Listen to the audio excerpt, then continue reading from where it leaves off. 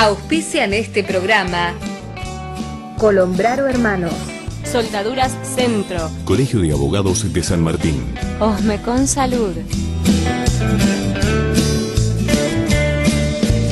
Hagamos realidad el sueño de ver un país mejor, con trabajo para el que lo busca y lo necesita.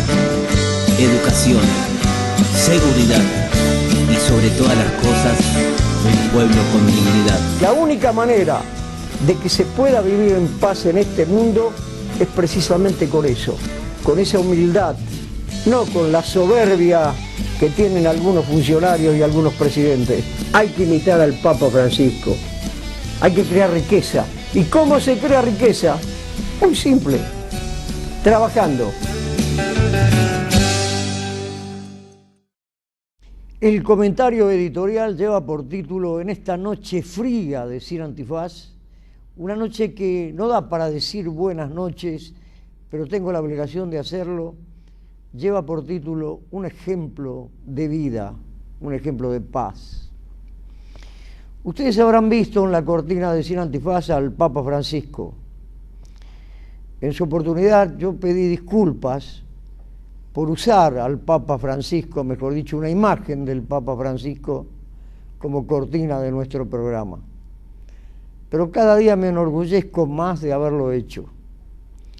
Fui uno de los primeros periodistas que aplaudió cuando el cardenal Bergoglio se convirtió en el Papa Francisco.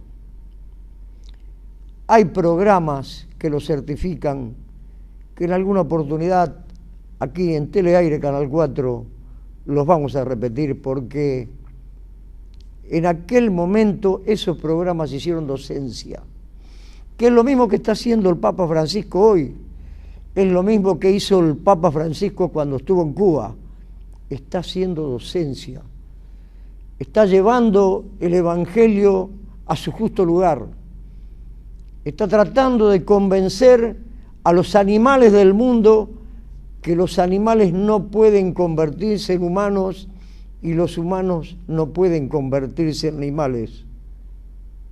Pero parece que algunos lo están logrando. El Papa Francisco en su mensaje de paz le está enseñando a los políticos cuál es el verdadero camino. Le está enseñando al mundo cuál es el verdadero camino. Le está enseñando a los sindicalistas cuál es el verdadero camino. Yo tengo aquí en la mesa de Sin Antifaz en la noche de hoy una maestra. A los maestros también les está enseñando cuál es el camino. El camino es el respeto al prójimo, el amor, la convivencia. Cosas que están faltando en el mundo, el respeto al prójimo. La falta de amor que hay en el mundo está convirtiendo a los gobernantes en soberbios, en fachos, en repugnantes, en gente sin corazón, en amantes del dinero, de la droga, de la prostitución. Está destrozando al mundo, tal cual lo está haciendo parte de la industria también con el planeta.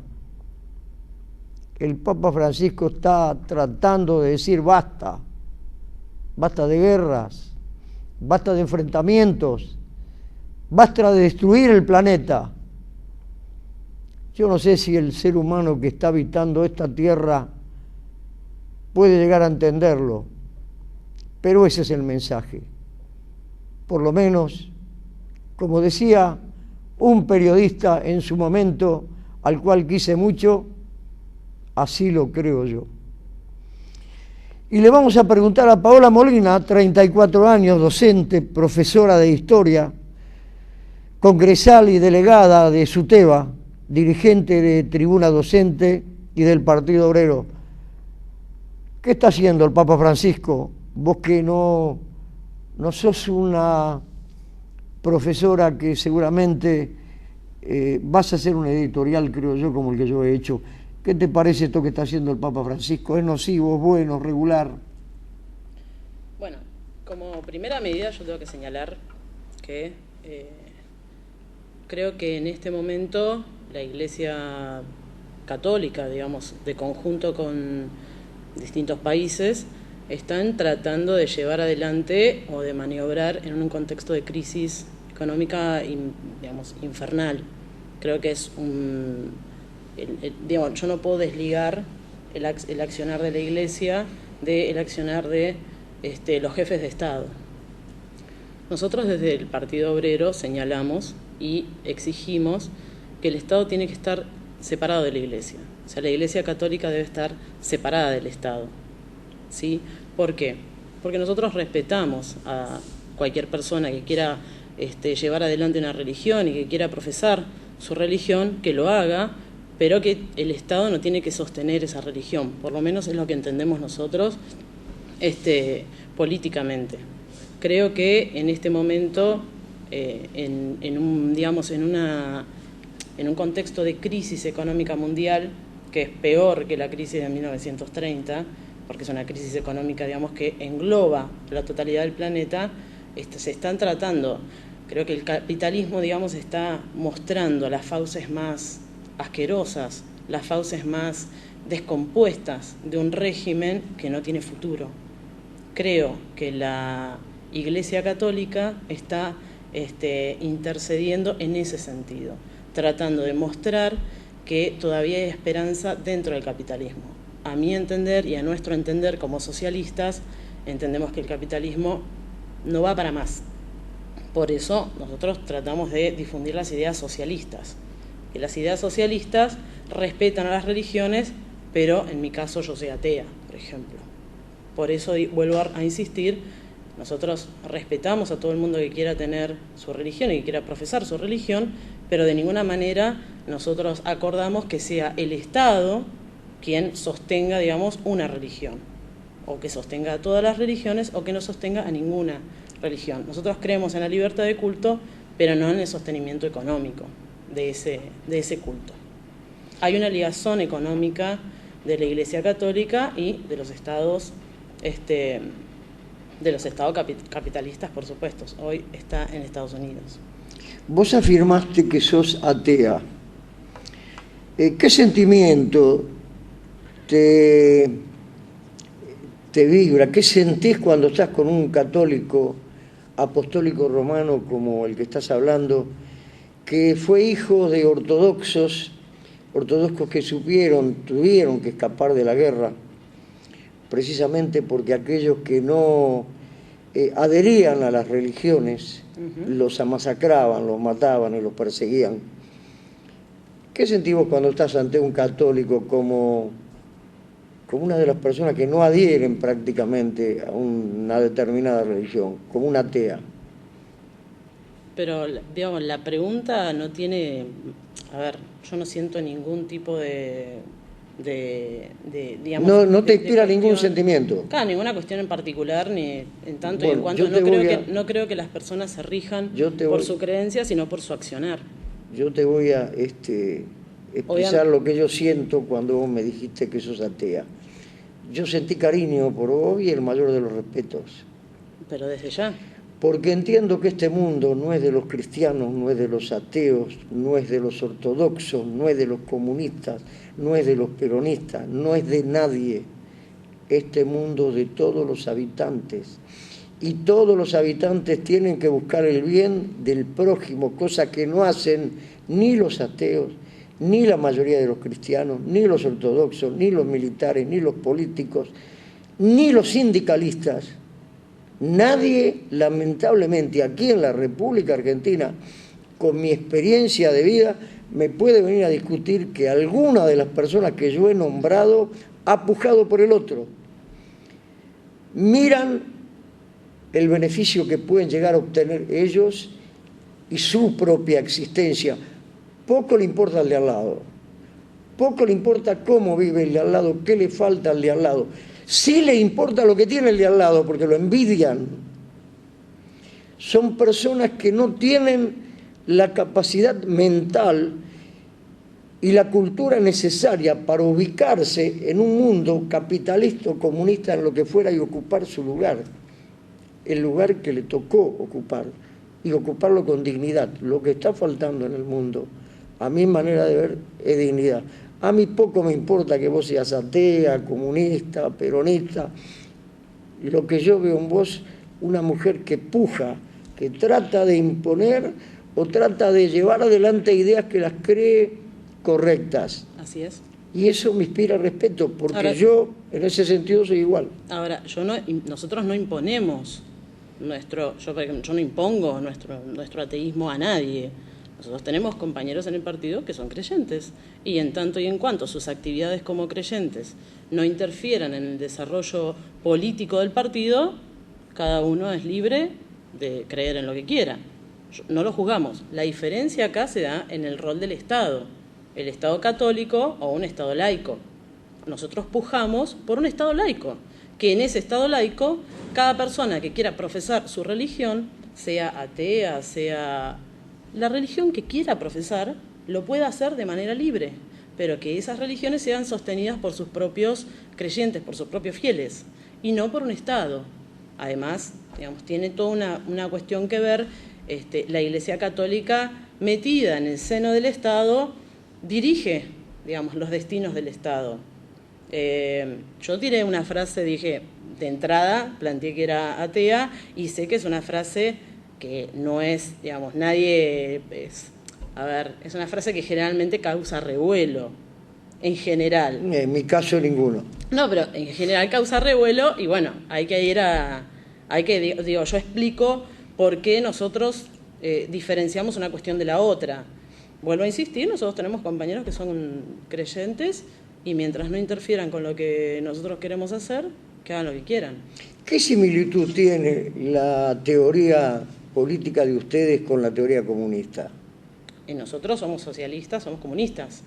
Nosotros lo que planteamos es que queremos, digamos, el fin del Estado o la desaparición del Estado para acceder al comunismo.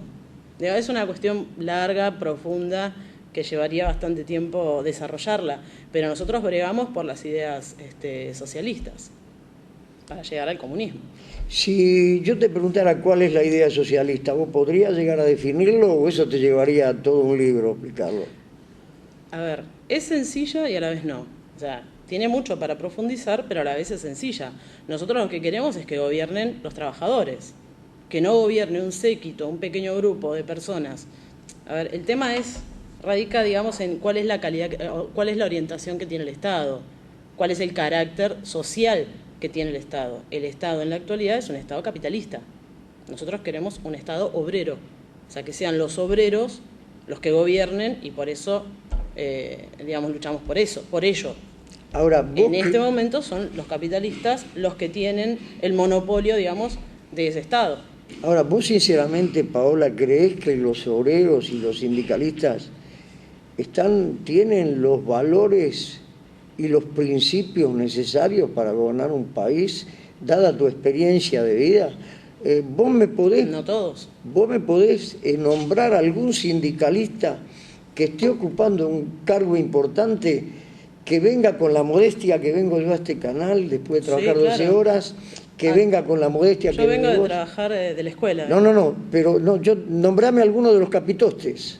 Bueno. Los de ahora y los de ayer. No, bueno, pero nosotros tenemos dos tipos. A ver, nosotros luchamos, además, en el plano político, en el plano sindical, luchamos por recuperar los sindicatos.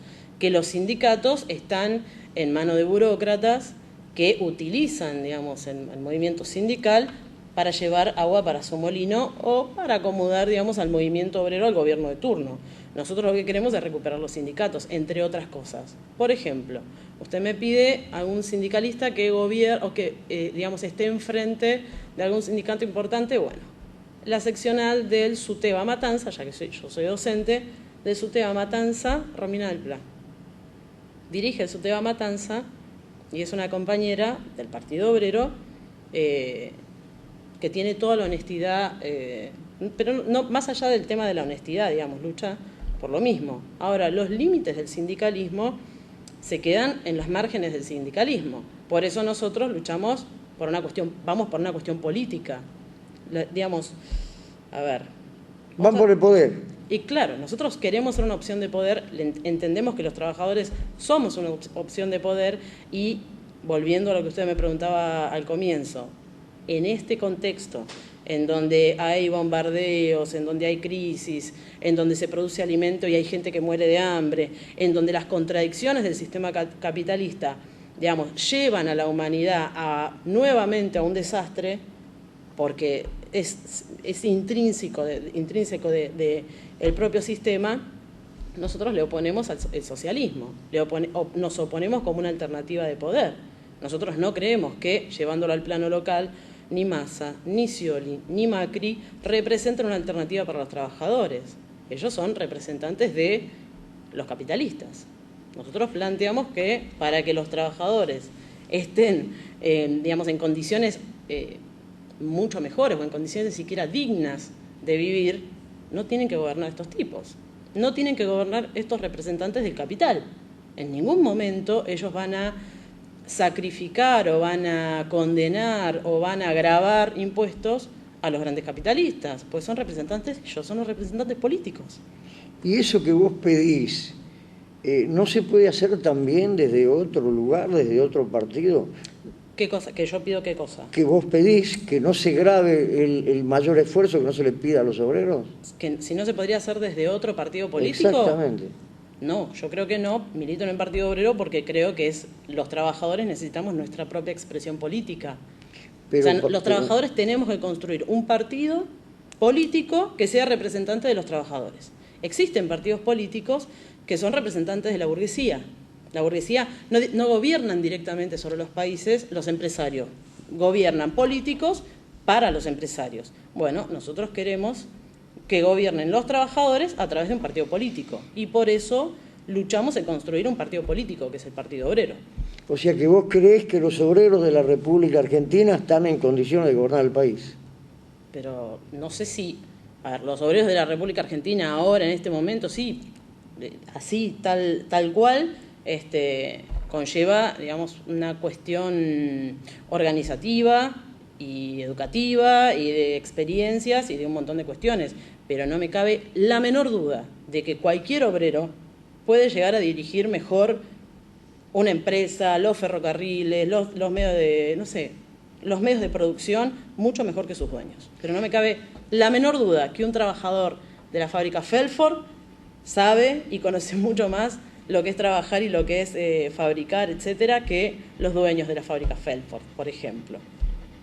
Ahora, Paola, los obreros, ¿en qué medida respetan a quienes le proveen de trabajo? Porque obreros son todos. Obrero es un empleado del Congreso de la Nación, obrero es un empleado municipal, obrero es un empleado provincial, obrero es un policía. Un trabajador. Son todos trabajadores. Bueno, yo con el tema hasta la policía, ya ahí ya no creo que sea un obrero. Bueno, vamos a sacar a la policía, vamos a sacarla, debería ser. No lo es, pero debería ser. Debería estar al servicio de la gente. Y aquel que está al servicio de algo, el que está al servicio de una máquina... Lo que pasa es que la policía empresa, está al servicio de el status quo, digamos, de los intereses establecidos. No está, digamos, creada para otra cosa. Pero bueno, es otro tema. Otro tema para tratarlo. Paola, mira, esto, como vos lo dijiste hace unos instantes, da para mucho. Me interesó esta conversación contigo porque cuando en una oportunidad yo estaba hablando de periodismo y pregunté por algo que yo no conocía, una persona me dice, vos no lo sabés, vos sos periodista. Yo siempre dije, yo no soy periodista, yo soy un aprendiz de periodista. Y trato de aprender. ¿Cómo aprendo? Aprendo con la gente, aprendo con el individuo, aprendo con el mundo, aprendo con la calle, con el barrendero, con el abogado, con el juez, aprendo con todo, porque la vida es un aprendizaje. Es mentira que existen los sabios, no existen los sabios. Existen alguien que sabe más o menos de algunas o de todas las cosas, pero sabios no hay, porque nadie tiene la sabiduría para decirle al mundo qué es lo que tiene que hacer para solucionar estos terribles problemas que estamos teniendo. Entonces, esto lo vamos a dejar, es una discusión filosófica. Te voy a volver a convocar para hablar más en profundidad de este tema y te voy a contar una anécdota para cerrar esto que me pasó cuando yo tenía 17 años. Yo la voy a contar a la teleaudiencia, no la conté nunca, me parece. Yo tenía 17 años, estudiaba teatro y estudiaba canto. Tenía un profesor en Villa Urquiza. Iba caminando por la avenida Constituyentes, yo me bajaba en la General Paz, tenía que caminar un par de cuadras. Cayetano Tomaselli se llamaba el profesor, mira, me acordé el nombre. Nunca me lo acuerdo, nunca me acordaba el nombre de Cayetano Tomaselli. Cayetano Tomaselli era un profesor de unos cantores famosos, que bueno, no viene al caso de nombrarlo.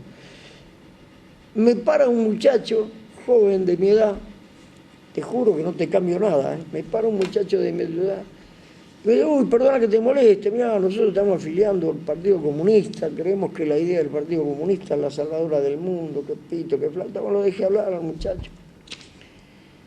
Cuando termino de hablar, te juro que te estoy contando un hecho que me pasó a mí. Cuando termino de hablar, le digo a este muchacho, mira, me venís fenómeno vos, ¿sabés por qué? Porque yo soy un muchacho de la calle, yo estoy viviendo en la calle ahora, estoy durmiendo en la calle. Y vos sabés que yo no comí hoy. Vos no me podés invitar a tomar un café, no tenés donde alguien que me pueda recomendar donde yo pueda dormir, para no dormir en la calle, donde...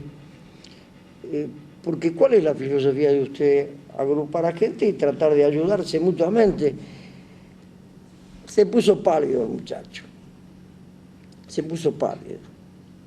Yo seguí mi camino. El comunismo está bueno, pero está bueno si tenés que dar.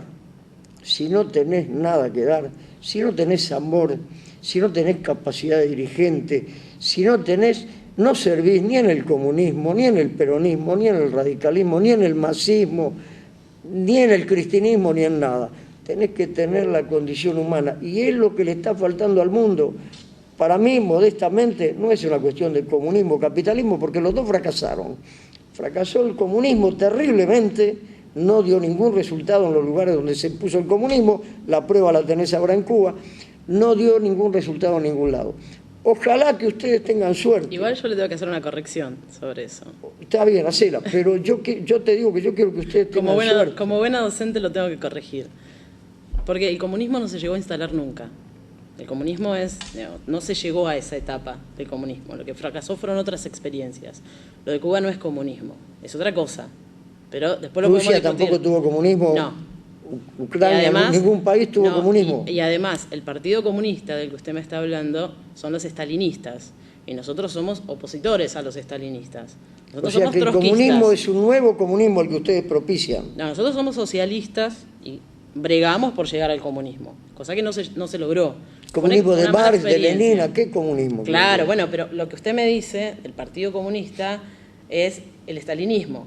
El Partido Comunista que apoyó el golpe a Perón en 1955, el Partido Comunista que tuvo, digamos, algún tipo de concordancia con la última dictadura militar. Nosotros no tenemos nada que ver con el Partido Comunista. Ojo con eso, porque no. Nosotros somos trotskistas, que es la oposición al comunismo. Bueno, igual... Es una palabra, están enfrentados con el mundo Bueno, Stalin mandó a matar a Trotsky. Era uno de los últimos que quedaba de la Revolución Rusa. Lo mandó a matar. ¿Cómo mandó a matar a todos los otros? Y borró, digamos, se allanó el camino e hizo las purgas. Por eso es medio complejo. En este momento nosotros representamos al trotskismo. El Partido Obrero es trotskista, no es estalinista. No tenemos nada que ver con el PC, que es el Partido Comunista, que está con el gobierno, por ejemplo, con el gobierno kirchnerista. Pero nosotros no vamos por ese lado, es otra rama, digamos. Es la oposición, somos la oposición por izquierda al estalinismo. Es complejo, pero bueno, es interesante hablar de eso. Te agradezco, Paola, quédate con nosotros, vamos a hacer una pequeña pausa publicitaria y regresamos nuevamente. Voy a tratar un tema educativo contigo, si te parece bien. Perfecto. Señor director, cuando usted lo disponga, vamos a una pequeña pausa publicitaria.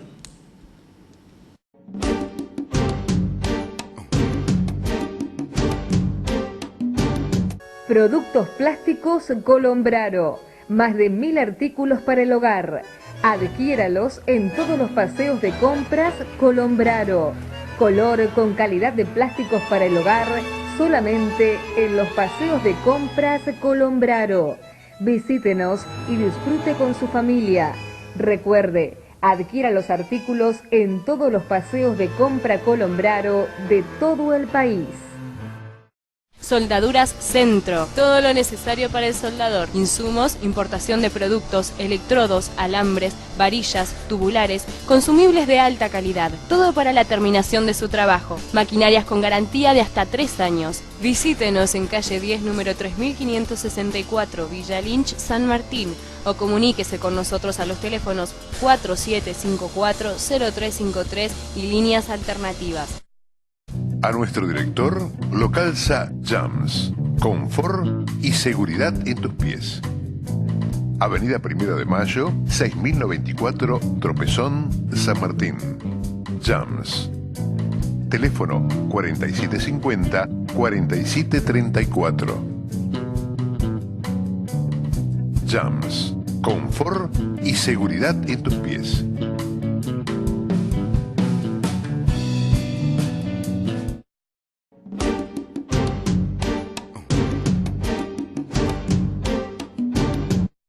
Nuevamente en Teleaire, Canal 4, en Sin Antifaz, un programa, como digo siempre, emblemático. Y recién se me acerca uno de los principales colaboradores de Sin Antifaz y me indica que no había mencionado que la entrevistada de la noche de hoy es candidata a intendente por el Partido Obrero en el pueblo de General San Martín. Yo estaba esperando al doctor Porchetto, al profesor Porchetto, al cual invité, probablemente todavía llegue.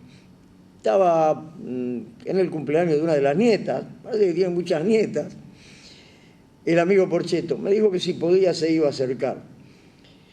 ¿Por qué yo estaba esperando a Porchetto? Porque se hizo un debate en Camet hace muy poquitito tiempo, un debate que a mí me dejó totalmente desconforme, como periodista, como ciudadano del pueblo de General San Martín, como uno de los ex militantes políticos, que ahora soy un militante político a media, que separo la política del periodismo. Cuando soy periodista, cuando soy político, soy político. Cuando me pongo la sotana, soy cura, cuando me pongo el overol, soy un laburante. Y le voy a preguntar a Paola, antes de ir al tema educativo, ¿qué le pareció ese debate que se hizo? ¿Qué resultado positivo dejó ese debate? A ver, ese debate, yo soy candidata a intendente por el Frente de Izquierda. Los otros candidatos que estaban ahí representan otra línea política. En ese debate éramos 4 candidatos, porque faltaba uno, el del Frente para la Victoria. Ah, no se notó que faltó. ¿Quién faltó? Catopodi faltó. Ah, faltó el intendente. Debate. No, pero no se notó porque siempre falta. A ese debate... No, siempre falta Catopodi. Pero, algún día espero tenerlo acá en el programa, pero no viene. En realidad los oficialismos siempre faltan.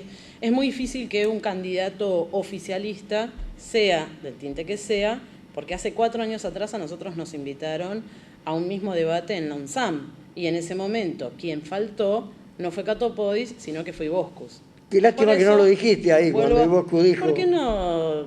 Digamos, no venía. Yo no lo sabía, si no se lo hubiera dicho. A mí no me dejaron hablar. Vos viste que yo quise preguntar y no me dejaron preguntar. En ese debate, en donde había 4 representantes, la cantidad de propuestas eran 2.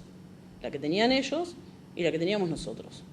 Si usted prestó atención al debate, ellos hicieron pie en grandes obras, en traer el Metrobús, en soterrar la estación de Villa Ballester, en trasladarla no sé dónde, en ampliar la peatonal, etcétera, etcétera. Una cantidad de obras que prometen, que bueno, prometer obras es gratuito, aparentemente. Ahora, no hablaron del trabajo, no hablaron de la calidad de ese trabajo, no hablaron de los despidos que ha habido en el partido de San Martín. No sostuvieron una defensa del trabajo. Nosotros fuimos los únicos que planteamos la defensa del trabajo como primer medida.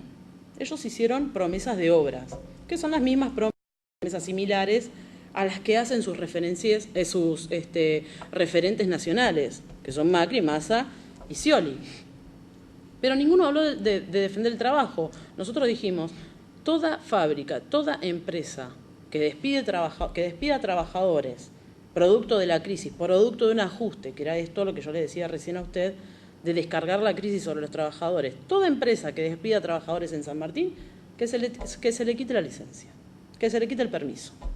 Entonces vos así de esa manera garantizás el derecho al trabajo. Nosotros exigimos que los trabajadores municipales pasen a planta permanente. ¿Qué es esto de tener a trabajadores municipales de un gobierno a otro utilizándolos como planta permanente o utilizándolos como tercerizados dependiendo del gobierno? Hay trabajadores de la municipalidad que hace 4 años que están trabajando y todavía no están en blanco. Entonces, lo que indica es que la propia municipalidad no tiene una preocupación por él, por el sustento de ese trabajador. No sé si se comprende, digamos, cuáles son las dos políticas que sostuvieron ellos y que sostuvimos nosotros. Ellos tienen como referentes dentro del campo nacional a los representantes del capital. Nosotros tenemos a los representantes de los trabajadores. Por eso ese debate me pareció, de parte de los otros candidatos a intendentes, un tanto fantasiosos, un tanto, irreales en el sentido de que no sé si el vecino de San Martín necesita que se amplíe la peatonal o necesita cobrar un salario igual a la canasta familiar. Si nosotros tenemos que ponernos a medir qué es lo que necesita el vecino de San Martín, y necesita sostener su trabajo y necesita cobrar un salario que le alcance para vivir dignamente. No sé si necesita el Metrobús, no sé si son las prioridades inmediatas del vecino de San Martín. Entonces, los dos planteos políticos quedaron bien claros en ese debate. Debate que me causaba en cierto punto, no sé si gracia o bronca, entre los candidatos diciendo quién había inaugurado el Hospital Thompson, cuando no hay una denuncia del vaciamiento de los hospitales públicos. Porque acá el problema no es que el hospital sea nuevo o sea viejo, sino que el problema es que la salud pública está cada vez más destruida en favor de la salud privada. O sea, hay un detrimento de la de la salud pública que va en favor de la salud privada.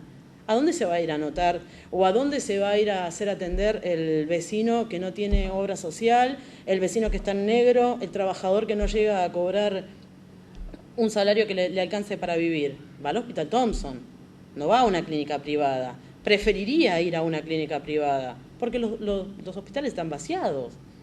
Este spot que hace Scioli sobre los UPA 24, la verdad que es un spot, digamos, que ronda la fantasía, al igual que lo que se escuchó en el debate, porque los UPA 24 dependen económicamente del mismo ministerio que dependen los hospitales provinciales, o sea que van a tener el mismo problema.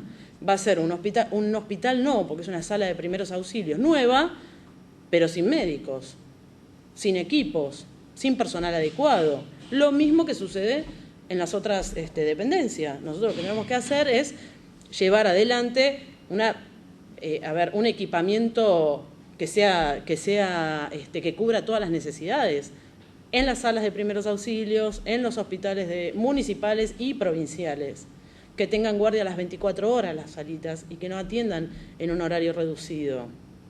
Apuntemos a eso, y que los trabajadores de los hospitales cobren lo que tienen que cobrar para llegar a fin de mes, porque muchísimos trabajadores, médicos me estoy refiriendo, no quieren trabajar en un lado porque le pagan muchísimo menos que si trabajaran en otro lado. Entonces, ¿quién va a querer ir a trabajar lo mismo para que te paguen menos?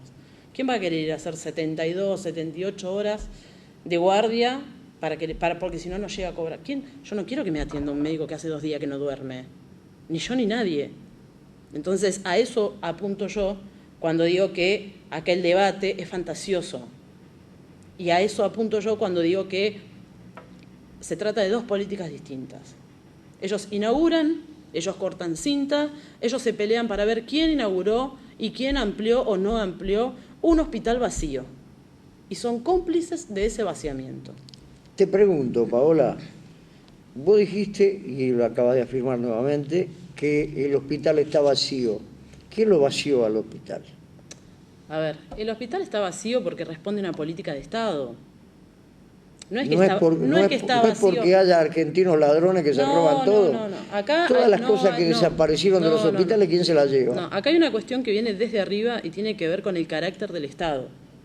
El Estado es ladrón y los obreros son ladrones. No, pero el Estado tiende a privatizar la educación y tiende a privatizar la salud, porque es un gasto para el Estado. Acá en el hospital nadie defiende, el personal del hospital nunca defendió el hospital, Paola.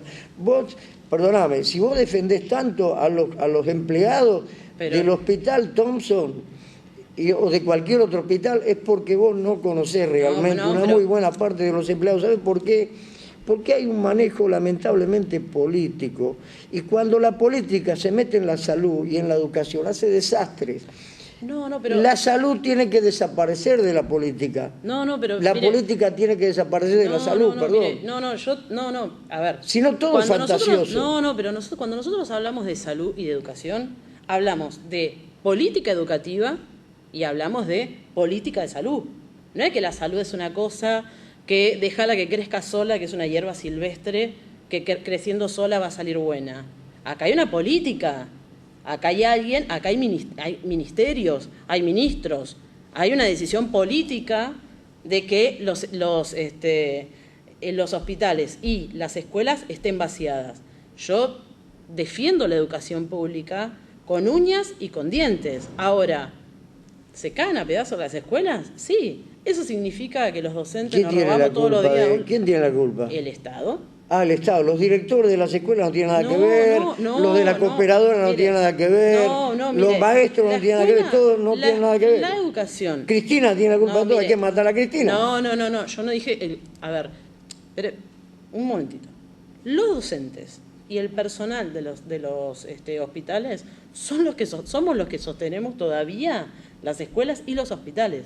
Que si aún no sea... Miren, en la provincia de Buenos Aires hay aproximadamente unos 20.000 docentes que no cobran, de manera rotativa. Un mes no cobra usted, otro mes no cobro yo, otro mes no cobra el otro. Tuvimos un pico de 60.000 docentes sin cobrar. Somos 350.000 docentes en la provincia de Buenos Aires, es el 21% de una masa de trabajadores que no cobra. Y sin embargo fuimos a trabajar. Y seguíamos yendo a trabajar, sin cobrar. Entonces, nosotros hemos hecho movilizaciones, marchas, esto, aquello, hemos hecho lo que usted no se imagina para llevar adelante, para visibilizar el problema. Porque si uno no está dentro de la escuela, no sabe qué es lo que sucede dentro de la escuela. Ahora, ¿de quién es la decisión que haya 60.000 docentes que no cobraron en un momento pico? Que es lo que admitió la burocracia de SUTEBA. Si la burocracia de SUTEBA admitió eso, quizás sean más, pero vamos a suponer que son 60.000, que en el pico fueron 60.000, y eran docentes que seguían yendo a trabajar, e incluso hubo docentes que hacía tanto que no cobraron que empezaron a buscar trabajo de otra cosa. ¿Cuál es la respuesta del gobierno provincial? Que eran errores administrativos. De golpe, 60.000 docentes sin cobrar es un error administrativo. Es un método de ajuste. Es un ajuste a cuentagotas. El gobierno provincial tiene las cuentas en Bordeaux, necesita ajustar, porque necesita desarrollar una campaña, por diferentes motivos, y ajusta por el Estado, por la parte pública. Entonces, esta metodología de tener a 20.000 docentes sin cobrar de manera rotativa, no de golpe, sino de manera rotativa. Un mes no cobra uno, otro mes no cobra otro. Entonces no hay una huelga docente que raja las paredes. Porque un mes te toca a vos, otro mes le toca a él. Y nos hemos acostumbrado a seguir yendo a trabajar sin cobrar, cuando podríamos no hacerlo. Por eso le digo que la salud y la educación pública se sostiene sobre nuestras espaldas. Se sostiene por la calidad del docente y por la calidad del trabajador de la educación, de la salud. Porque nosotros elegimos ir a trabajar ahí y entendemos que tenemos que seguir luchando por la escuela pública.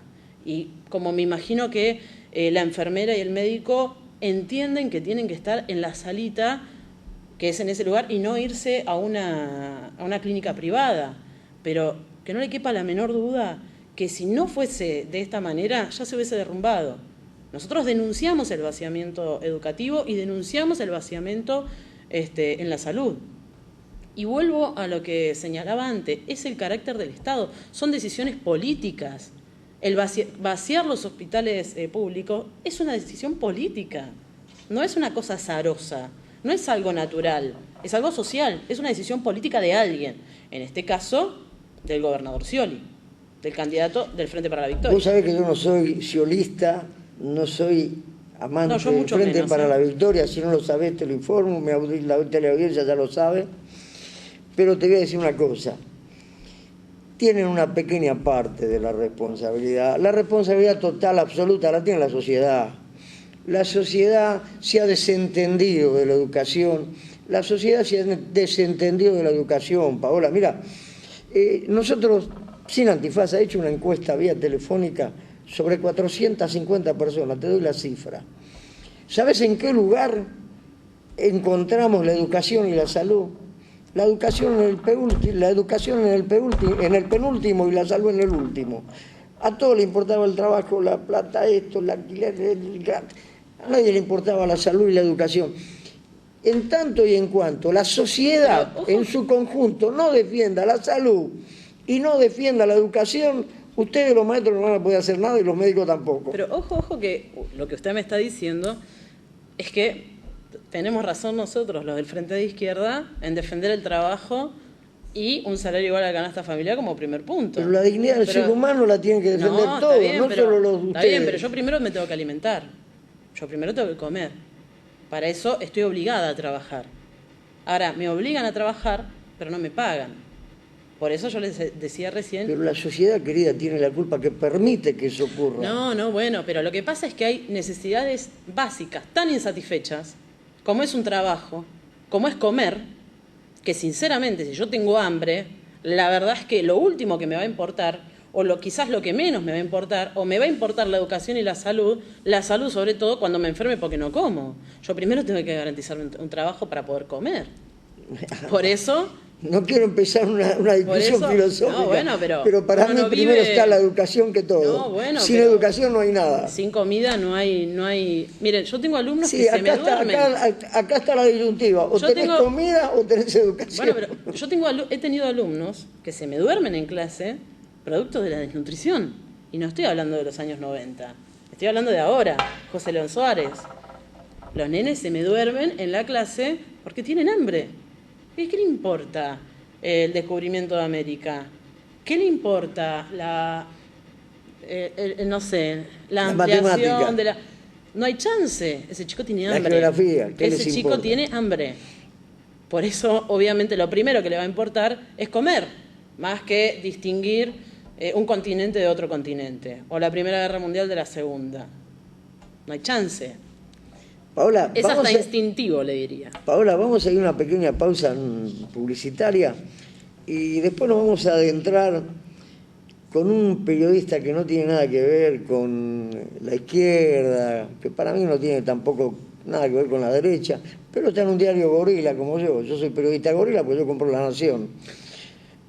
O cuando no compro La Nación, compro Clarín, así que yo soy gorila, nada más que por eso.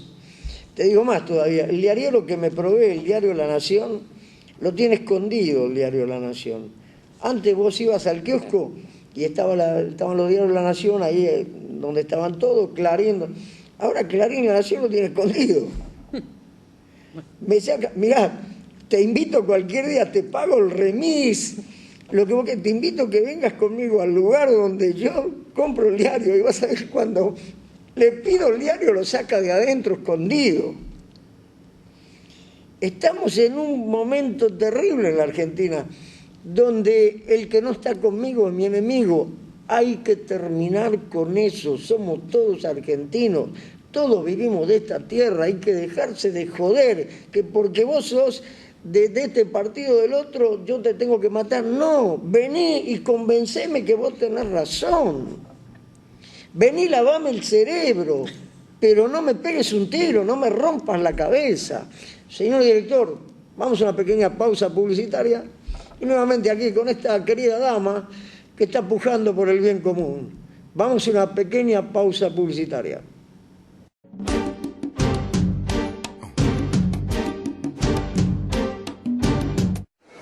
Firma tranquilo, no pasa nada. Asesorarse antes de actuar siempre evita problemas. Mejor, consulta a un abogado. Este es un mensaje del Colegio de Abogados de San Martín. Tus derechos, nuestro deber. Soldaduras Centro. Todo lo necesario para el soldador. Insumos, importación de productos, electrodos, alambres, varillas, tubulares, consumibles de alta calidad. Todo para la terminación de su trabajo. Maquinarias con garantía de hasta 3 años. Visítenos en calle 10, número 3564, Villa Lynch, San Martín. O comuníquese con nosotros a los teléfonos 4754-0353 y líneas alternativas. Soldaduras Centro. Compresores Rosales. Fabricación, venta y reparación de todos los compresores que usted necesita para su industria. Adquiéralos en nuestro local en Monteagudo 378, Villa Lynch, San Martín. Teléfono 4752-6559. Compresores Rosales. Productos plásticos Colombraro. Más de 1000 artículos para el hogar. Adquiéralos en todos los paseos de compras Colombraro. Color con calidad de plásticos para el hogar solamente en los paseos de compras Colombraro. Visítenos y disfrute con su familia. Recuerde, adquiera los artículos en todos los paseos de compra Colombraro de todo el país. Osmecon Salud, medicina prepaga. Acérquese y encuentre su tranquilidad. Osmecon Salud, Casa Central, Ayacucho 2659, San Martín. Llámenos al 4753-9300. Osmecon Salud.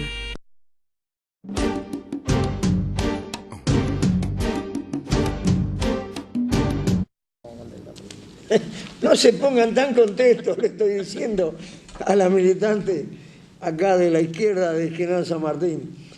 Pero a lo mejor se va a poner contenta ahora cuando yo lea parte, porque no soy muy buen lector, pero bueno, quiero compartir con ustedes una nota que me agradó, sinceramente, y le voy a mandar una carta a Luciana Vázquez felicitándola. Yo siempre fui un admirador de las mujeres, siempre quise a las mujeres, hasta que en la política argentina ingresó Adelesio de Viola, ingresó al Sogaray, cuando vi el desastre que hicieron junto a otras, a ella le perdí el amor a las políticas, a las mujeres que estaban en política, pero bueno, hay algunas que les tengo que tener cariño. A Luciana Vázquez le tengo cariño, ¿saben por qué? Por lo que le voy a leer. Escribió un artículo en el diario La Nación del viernes 11 de septiembre de 2015, hace poquitos días. Dice Luciana Vázquez: ¿alcanza realmente con poner el foco exclusivamente en la docencia para transformar la apetencia educativa de una sociedad y así lograr que los chicos de primaria y secundaria aprendan en serio? Se contesta: mi deseo es que no. El problema es que un nuevo fetiche se ha instalado en el debate educativo. Se trata del fetiche del buen maestro, a quien especialistas y dirigentes en todas partes del globo y también en la Argentina insisten hoy en atribuirle un poder casi mágico y único, el sacar de la crisis educativa a la sociedad entera. ¿Es posible que semejante responsabilidad recaiga tan solo en una profesión, la de los maestros en este caso? Se pregunta. También se pregunta, ¿alcanza únicamente con pulsar la cuerda del buen maestro, mejorar su formación y motivarlos de 1000 maneras para revertir una crisis educativa que, al menos en la Argentina, lleva décadas? Lo dudo. La respuesta no es tan mecánica. Les estamos pidiendo demasiado a los docentes. Poco y nada pueden hacer por sí solos en una sociedad como la Argentina, cuya clase dirigente no cree profundamente en la educación como un factor de poder y donde el debate educativo no parece conmover ni a candidatos ni a votantes. En el fondo, se trata de responder a una pregunta más profunda. ¿De dónde surgen las ideas rectoras de una época capaces de instalar ámbitos propicios para mejorar la sociedad? El nacimiento de nuevos valores dispersa en redes como la actual, pero está claro que en la clase política le toca siempre uno de los roles centrales, que es la consolidación de esquemas de valores. Y en materia educativa, la clase política argentina no está asumiendo su rol, ni su responsabilidad, agrego yo. Vale la pena aclararlo. Hay mucho de cierto en el poder que tiene un buen maestro a la hora de la mejora educativa, y estadísticas de todo tipo de otros sistemas educativos lo demuestran. Maestros de calidad trabajando en equipo son la variable clave dentro de la escuela para lograr la mejora del aprendizaje. Este es un hecho. Sarmiento ya sabía el poder encerrado en un buen maestro cuando decidió trasplantar maestras de Estados Unidos para profesionalizar las aulas de la educación pública. Dejó de lado aquí el debate, afirma la periodista, dejo de lado aquí el debate sobre la beta extranjerizante en la idea de excelencia docente que tenía Sarmiento. Me interesa, en cambio, subrayar su fe en la influencia potente que podía emanar de los docentes. ¿Por qué entonces dudar de la estrategia que pone el foco casi exclusivamente en el poder transformador de los maestros? Porque hay otro dato central. También está demostrado que el contexto social y los valores que dominan en un momento determinado condicionan el éxito concreto de las políticas educativas que se implementan. Y lo que falta en el contexto argentino es, insisto, el interés real de la clase política en el tema educativo. Eso fue, en cambio, lo que efectivamente marcó Sarmiento y hoy domina en el presente de otros países donde las políticas docentes sí logran mostrar efectos positivos. Para la generación de Sarmiento, Mitre, Avellaneda, la educación pública no fue un asunto meramente cosmético, fue una herramienta de poder, de construcción política de la Argentina con la que soñaban, y el normalismo, ese proyecto pedagógico de creación de escuelas para formar maestros, fue parte de la voluntad política de cohesionar la sociedad detrás de los valores en los que creían los grupos dirigentes, insisto, más allá de los cuestionamientos al modelo de país de esos sectores. El punto más interesante es la función política central atribuida a la educación. La Argentina actual es distinta, me atrevo a decirlo.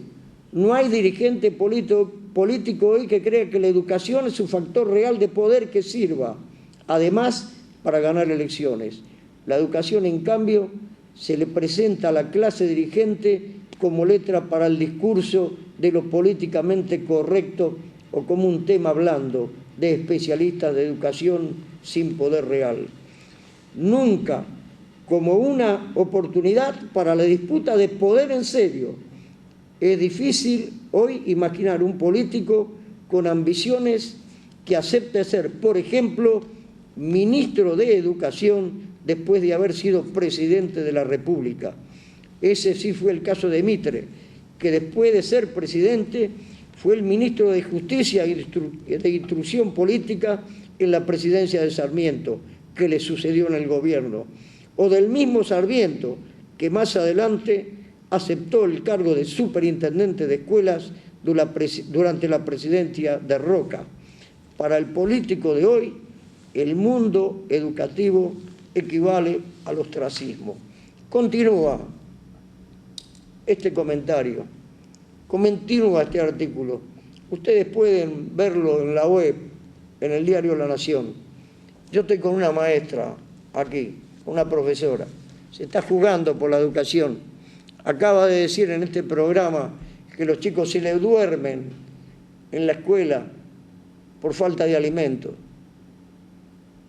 ¿A quién se le cae una lágrima por esos chicos que van a la escuela sin comer?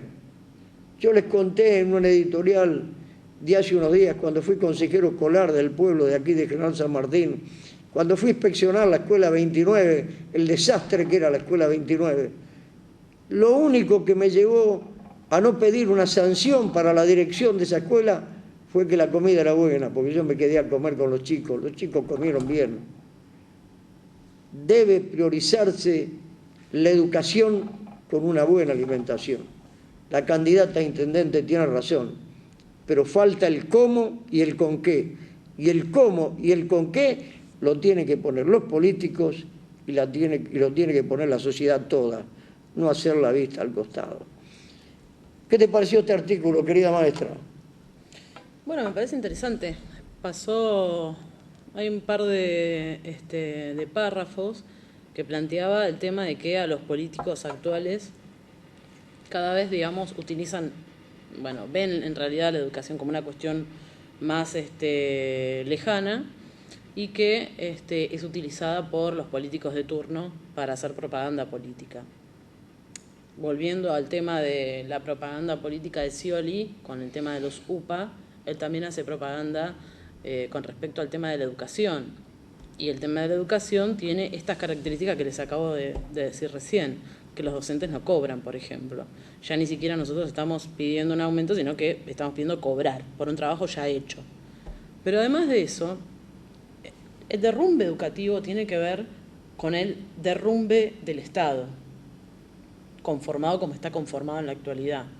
Y el derrumbe educativo responde a crear una mano de obra cada vez más menos formada. Una mano de obra cada vez más, más dócil o, más permeable. No, pero no tiene que ver con la permeabilidad, sino que tiene que ver con la creación de una mano de obra barata, para abaratar los costos en lo que tiene que ver los gastos en la producción.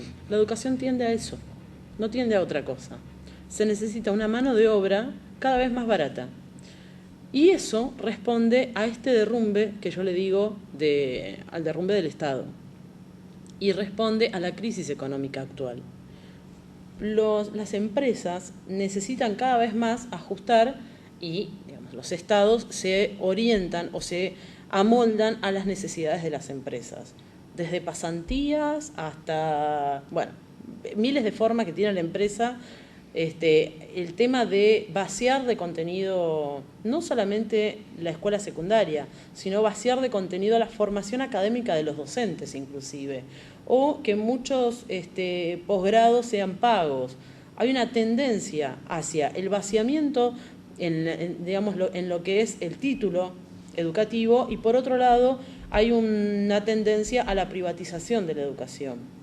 Lo que pasa es que para privatizar la educación se necesita un consenso público, porque no es la misma privatización que se podría llevar adelante como en la década de los 90 con los servicios. El teléfono, el agua, los mecanismos que llevaron adelante para privatizar esos servicios. La educación tiene otras características, la educación y la salud. No han podido ir hasta el fondo con la educación y con la salud, pero han llevado adelante muchos pasos que tienden a eso. Por ejemplo, la provincialización del presupuesto educativo. Antes el presupuesto era nacional y luego pasó a ser un presupuesto que tiene que ver con la provincia. O sea, una provincia rica tendrá docentes mejor pagos y una provincia pobre tendrá docentes menos pagos por un trabajo. Yo, profesora de historia de la provincia de Buenos Aires, soy igual a un profesor del Chaco que da historia, pero el profesor de Chaco o de Formosa va a cobrar mucho menos de lo que yo cobro. O sea, ni siquiera respetan el derecho constitucional a igual trabajo, igual remuneración. Esa maniobra que va teniendo el Estado, todas acciones que llevan a la destrucción de la educación. Por ejemplo, una escuela que se cae a pedazo, no se le coloca, no se la levanta, ¿no? En infraestructura cada vez hay menos dinero, o esa escuela es sostenida por obra y gracia de los niños o de los docentes, y claro, cada vez hay más matrícula privada. ¿Por qué? Porque cada vez la educación pública está cada vez más deteriorada. Y vuelvo a insistir, responde a una necesidad económica del Estado capitalista. Ahora me queda 1 minuto de programa, te lo voy a robar necesariamente, pero te voy a convocar para dentro de 3 programas, porque tengo 2 programas cubiertos.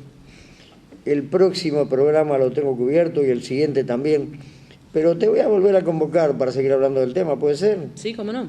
Yo tengo que llamar a votar al Frente de Izquierda para, digamos, cambiar toda esta realidad que acabo de describir, obviamente. Tengo que llamar a votar al Frente de Izquierda. Te deseo lo mejor en tu campaña política. No te puedo ofrecer espacio para que hagas publicidad porque no se lo ofrezco a ningún político, pero te deseo lo mejor. Si como ciudadano te sirvo en algo, estoy a tu disposición. No, ya el medio ya para nosotros es muy agradecido. Y que Dios te bendiga.